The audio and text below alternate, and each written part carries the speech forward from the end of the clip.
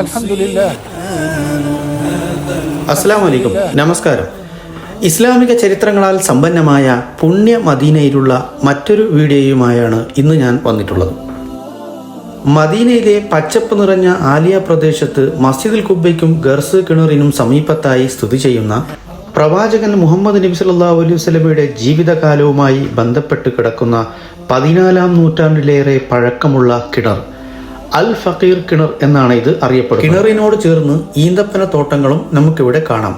വേറൊരു പ്രധാനപ്പെട്ട ഒരു അത്ഭുത കാര്യം ഇതിൽ ഒളിഞ്ഞു കിടക്കുന്നുണ്ട്.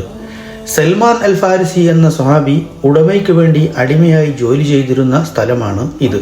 ആ ഉടമയിൽ നിന്ന് സൽമാൻ അൽ ഫാരിസി റളിയല്ലാഹു അൻഹുവിനെ രക്ഷിക്കാൻ വേണ്ടി നബിതങ്ങൾ സ്വന്തം കൈകൊണ്ട് 300 ഈത്തപ്പന തൈകൾ നട്ടുപിടിപ്പിച്ച ഒരു സ്ഥലം. ഉദ്ദേശിച്ചതിലും എത്രയും പെട്ടെന്ന് തന്നെ കായ്ഫലങ്ങൾ ലഭിക്കുകയും പിന്നീട് അദ്ദേഹത്തെ നബിതങ്ങൾ മോചിപ്പിക്കുകയും ചെയ്തു.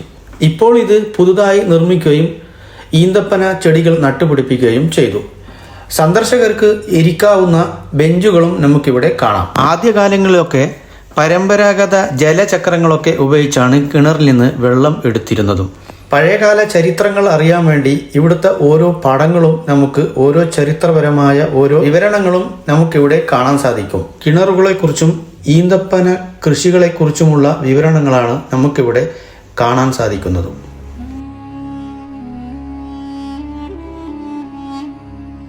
ഇപ്പോൾ ഈ കിണർ സുരക്ഷയ്ക്ക് വേണ്ടി 1 മീറ്ററോളം ഉയരമുള്ള ഒരു ഇരുമ്പ് ഗ്രില്ല് കൊണ്ടാണ് മൂടപ്പെട്ടിരിക്കുന്നത്.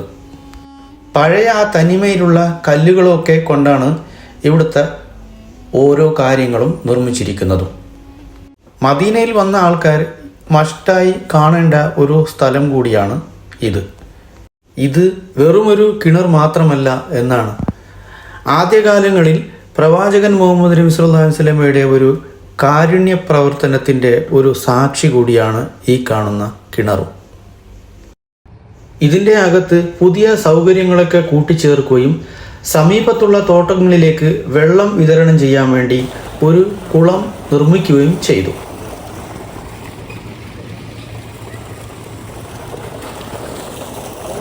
ഈന്തപ്പഴങ്ങളുടെ സീസൺ സമയത്ത് നമുക്കിവിടുന്ന് ഈന്തപ്പഴങ്ങളൊക്കെ വാങ്ങിക്കാനും സാധിക്കും. അല്ലാത്ത സമയത്താണെങ്കിലും ഇവിടെ ഈന്തപ്പഴ കച്ചവടക്കാരും ഇവിടെ നമുക്കിവിടെ കാണാം.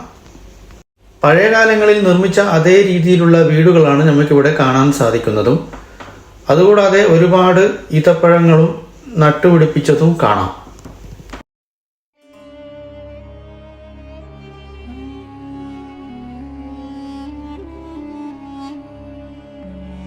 വെള്ളത്തിനായി പുതുതായി നിർമ്മിച്ച ഒരു കുളമാണ് നമുക്കിവിടെ കാണുന്നത്. ഇതിൽ സന്ദർശകർ ആൾക്കാരൊക്കെ വന്നു കഴിഞ്ഞാൽ ഇതിലൊക്കെ കുളിക്കുന്നതും നമുക്കിവിടെ കാണാം.